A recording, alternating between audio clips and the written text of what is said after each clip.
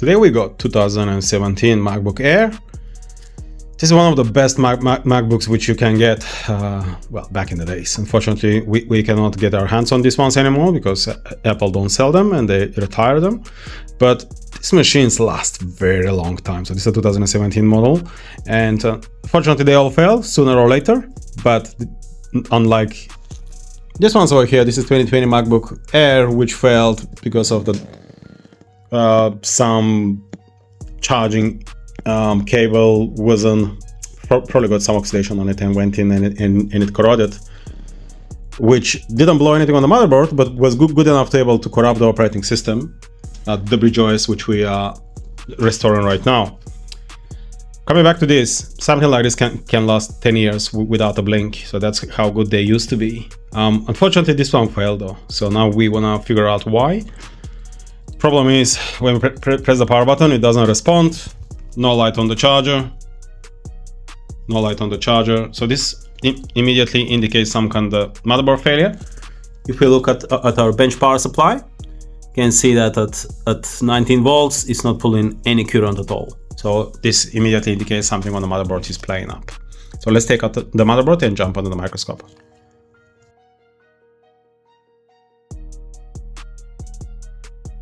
Okay, after repairing that little resistor under the microscope, which was probably one of the powering part of this TPS voltage regulator, now we're good to go. We can see still there's a little bit oxidation spots here and there on the board, so you can see how small these components are over here, the one which we just resoldered earlier. But let me just show you under the microscope how that oxidation looks like. You can see this little resistor, one side of it is shiny, the other side has oxidated. It doesn't need really much for them to oxidate because these ones are really small components. So if you look at my finger, where's my finger? Here you go, it's my finger there. So it's bigger than the chip, yet alone that resistor. So we need to make sure that we service our laptops on a regular basis. You can see this one also over here is slightly oxidated. I'll try to do it like this, it's just much easier.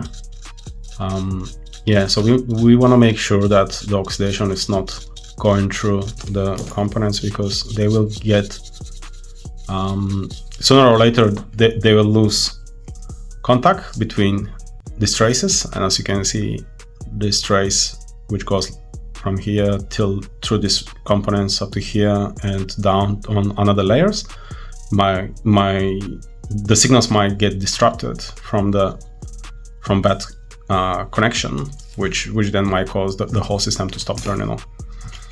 So on the 2017 model, we have these problems, not as often though, compared to, you can see this is a hair. So these components are slightly bigger than a human hair.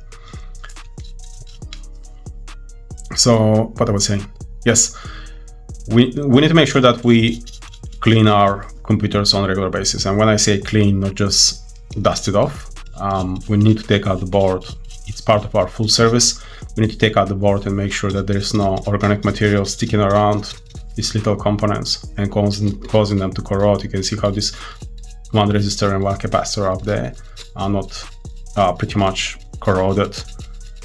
Luckily they don't disturb the signals yet because they still make contact underneath, but they can corrode to a point where the signals will stop passing by.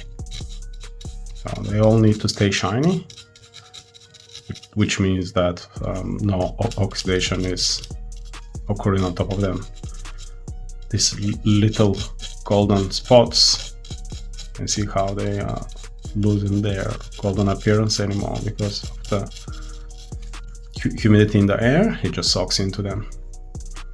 All right, so everything else seems okay. So now we will okay, so this is the SMC. So we want to make sure, particularly around the SMC, there is no disruption in the signal lines, because even a small disruption over here is enough to able to confuse the firmware inside of this chip and cause the system not to boot up. similar like a BIOS on Windows machines. If that boot up doesn't proceed properly, the system will not turn on.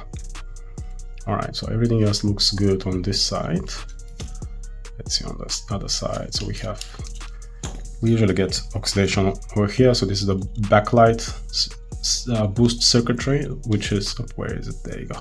The backlight boost circuitry, which is quite normal. I mean, oxidation over here, it's normal. I meant it's not good to have it, but it's normal, mainly because you can see this coil has been overheating. That's why kind of like changed its color, but should be all good.